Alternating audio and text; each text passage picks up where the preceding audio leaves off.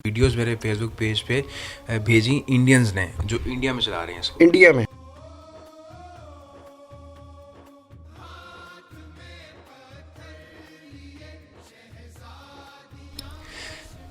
हाथ में पत्थर लिए शहजादियाँ कश्मीर की ढूंढ। अस्सलाम वालेकुम नाज़रीन, आप देख रहे हैं व्यू पॉइंट और मैं हूं खुर्रम अनीक। आज हम पाकिस्तान के नामवर गुलकार असद कुरैशी के साथ मौजूद हैं, जिन्होंने आज कश्मीर डे के मौका पर अपना मिली नगमा रिलीज़ किया है। इस मिली नगमे की मुनफरिद बात यह है कि इन्होंने इसके अंदर 5 मुख्तलिफ़ ज़ुबानों में गुलकारी की है। इस बारे में इनसे जानेंगे और मज़ीद बातें करेंगे। अस्सलाम वालेकुम असद। वालेकुम सलाम। क्या हाल चाल है? ठीक ठाक है? शुक्र, आप ठीक हैं? सबसे पहले तो मुझे इस मिली नगमे के बारे में बताएँ कि इसका आइडिया आपको कहाँ से आया? हम बैठे हुए थे एक दिन घर वाले, और कश्मीर डे का जो है वो दिन करीब था, जनवरी के आखिरी दिन चल रहे थे। तो अब्बू मेरे अक्सर मुझे ना कुछ जब कोई ना इवेंट आ रहा हो तो मुझे कोई ना कोई आइडिया जनरेट करके देते रहते। तो अब्बू ने कहा कि यार इस दफ़ा कश्मीर का दिन आ रहा है, मतलब कि यौम कश्मीर, तो उस मुनासबत से कोई अलग चीज़ करनी चाहिए। तो मैंने उनसे पूछा क्या करें, तो उन्होंने कहा कि अगर 5 ज़ुबानें हो जाएं पाकिस्तान की, मतलब कि 5 इलाक़ाई ज़ुबानें, सूबाई ज़ुबानें जो भी हैं, तो वो अगर उनको मिल के एक चीज़ बन जाए तो बड़ी ज़बरदस्त नुमाइंदगी होगी पाकिस्तान की तरफ से। तो फिर मैंने आइडिया तो बड़ा ज़बरदस्त था, लेकिन उसको करना बहुत मुश्किल काम था। मैंने शायर को अपने कहा कि हमारे बहुत अच्छे शायर हैं सलाहुद्दीन बलूचिस्तान से, तो उनको कहा यार कि इस पर कुछ लिखें। उन्होंने अपनी उर्दू में लिख दिया, बलूची में लिख दिया। अब पश्तो कौन लिखे? पश्तो के लिए एक बंदे को कहा भाईजान आप कुछ लिख दें। फिर पश्तो एक बंदे से लिखवाई, एक बंदे से पंजाबी लिखवाई। शायर मुख्तलिफ 5-6 शायरों को जॉइंट वेंचर किया। उसके बाद जब शायरी बन के मेरे पास आई, वो एक अलग कहानी थी। फिर कंपोज़र ने उसके साथ खेलना था, तो एक बहुत लंबा फ़्लो था और लंबा टाइम था, जिसको हमने बड़ी मुश्किल से अल्लाह की मदद से जो है ना कैप्चर करके उसको फिर स्टार्ट किया, और फिर वो सामने आए लोगों के।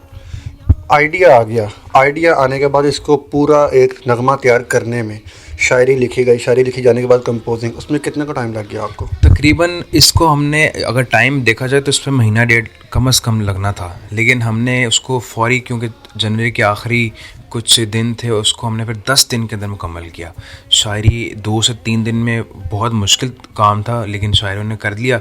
उसके बाद कंपोज़र को बहुत टाइम लगा उसको म्यूज़िक कंपोज़ करने में, उसको म्यूज़िक डायरेक्ट करने पे। फिर मैंने चूँकि गाना था ना, मुझे पंजाबी तो खैर आती है, लाहौर में रहते हैं, ना मुझे पश्तो सही आती थी, ना बलूची सही आती थी, ना जो है ना वो बाकी तो चीज़ें सारी ज़ुबान ठीक आती थी। तो पश्तो पे बहुत वक्त लगा। पश्तो पे आपको वक्त लगा, मगर उसके साथ साथ आपने बताया कि किसी एक शायर ने इसको नहीं लिखा। तो क्या ये मुश्किल नहीं था कि 3-5 मुख्तलिफ शायरों के आइडियाज़ को एक जगह पे इकट्ठा करना? बहुत मुश्किल था, और शायरों की आपको पता है कि केमिस्ट्री मैच करना भी बहुत मुश्किल काम होता है, आपस में उनका मिल बैठना तो हो जाता है, लेकिन वो एक दूसरे को काम को का जॉइंट वेंचर वो बड़ा मुश्किल काम था। लेकिन हमारे जो मेन जो शायर थे सलाहुद्दीन बलोच, उन्होंने काफ़ी ज़्यादा इसकी पेन ली और सब लोगों को इकट्ठा करके उसकी प्रॉपर शायरी करवाई। तो ऐसा ज़रा इस बारे में बताइएगा कि आपका जो मिली नगमा है, या आपके जो इससे पहले मुख्तलिफ नगमे आए हैं, नातें हैं, वो कहाँ कहाँ सुनी जाती हैं? आपकी ऑडियंस किस हद तक दुनिया में मौजूद है? ये तो आप बता सकते हैं कि कहाँ कहाँ पे लोग सुनते हैं।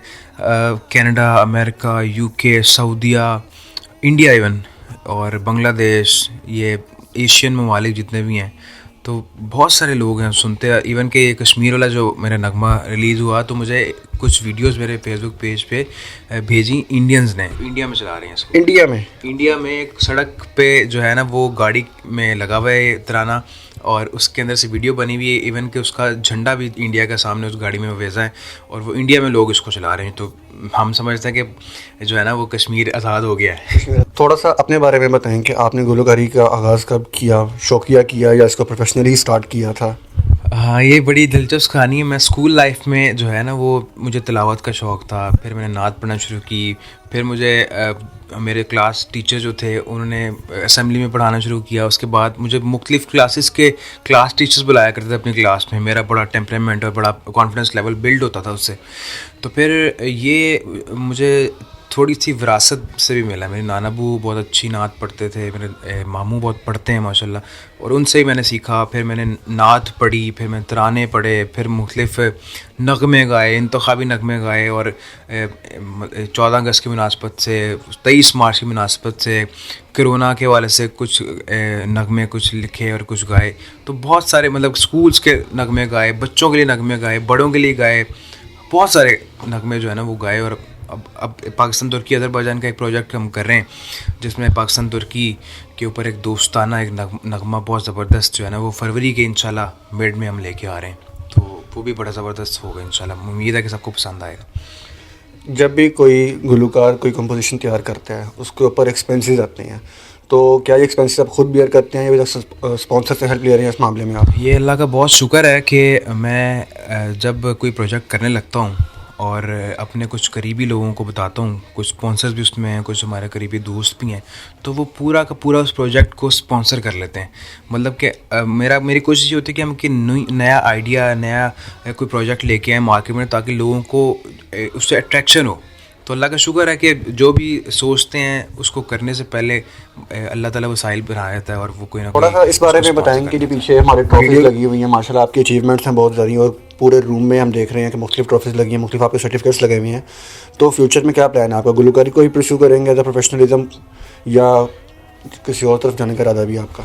बस ये सब जो है ये मेरे वालिदैन की दुआएं हैं, उनकी ख़ास शफ़क़त, मेहनत, मेरे उस्तादों का जो है वो मान है, और उनकी बहुत मेहनत है कि सब कुछ यकीनन मेरा नहीं है, मेरे घर वालों का है, मेरे वालिदैन का है, मेरी फ़ैमिली का है, और उन सब का है कि जिन्होंने मुझे इस मुकाम तक ला के खड़ा किया है। और यकीनन पाकिस्तान के लिए कुछ करने का जज्बा हर एक सच्चे पाकिस्तानी के दिल में होता है, और मेरी भी ख्वाहिश है कि मैं पाकिस्तान के लिए कुछ ऐसा कर सकूं कि वो कहते हैं ना कि ऐसे जी के जाओ कि जब जाओ तो तब दुनिया तुम्हें याद करे। तो पाकिस्तान तुर्की अज़रबैजान का प्रोजेक्ट भी हम इसलिए कर रहे हैं कि तुर्की का आजकल पता है, कोई अर्तुगल चल रहा है, अर्तुगल पाकिस्तान में पूरी प्रोडक्शन ला रहे हैं, और हम लोगों ने उनको हीरो बना दिया है, और यकीनन हीरो है भी वो। लेकिन हम समझते हैं कि पाकिस्तान भी इस तरह की कैपेसिटी रखता है, हमारे अंदर इतना टैलेंट मौजूद है, अगर उसको प्लेटफॉर्म दिया जाए तो यकीनी बात है कि हम भी दूसरी दुनिया में, दूसरे मुल्कों में जाके हम भी राज करें, हम भी उनके लिए एक अचीवमेंट बन के सामने आए। तो इंशाल्लाह बहुत सारे प्लान्स हैं, बहुत सारे अभी काम कर रहे हैं, अभी तो आगाज़ मोहब्बत है। यौम कश्मीर के मौके पे आपने मिली नगमा रिलीज़ किया, तो मगर हमारी यूथ के अंदर देखा जाता है कि उनके दिलों में अब शायद कश्मीर की वो मोहब्बत उस तरह से नहीं रही जिस तरह हमारे बुज़ुर्गों में थी या हम लोगों में थी। तो इस हवाले से कुछ आप यूथ को मैसेज देना चाहेंगे? देखिए, कश्मीरी जो है ना आज भी अपने दिलो दिमाग में पाकिस्तान का झंडा लहराए फिरता है, और उसके दिल में पाकिस्तान के लिए मोहब्बत इससे वाज़ेह नज़र आती है कि जब ईद का मौका हो, जब किसी जुम्मे की नमाज का मौका हो, श्रीनगर की फ़िज़ाओं में पाकिस्तान का झंडा लहर रहा होता है। बुरहान मुज़फ़्फ़र वानी से लेकर हर वो शहीद जो है वो ये सवाल करता है हमसे कि हमने तो आपके लिए कुर्बानियाँ दी, तो आप हमारे लिए अगर एक दिन जो है वो निकल के बाहर सामने आकर हमारे लिए आवाज़ भी ना उठा सके, तो फिर हमारी कुर्बानियों का क्या फ़ायदा। बहुत शुक्रिया सर साहब। इख्तिताम में आपसे एक गुजारिश होगी मेरी कि हमारे व्यूवर्स के लिए जो आपने मेरी नगमा रिलीज़ किया है थोड़ा सा गुनगुना दें। चलें। हाथ में पत्थर लिए शहजादियाँ कश्मीर की, ढूंढने निकली है फिर आज़ादियाँ कश्मीर की। हाथ में पत्थर लिए शहजादियाँ कश्मीर की, चौं तरफ जुल्मो सितम जी रांझ आ तूफान आ, हर तरफ खूनी दरिंदन धा भरन मैदान आ।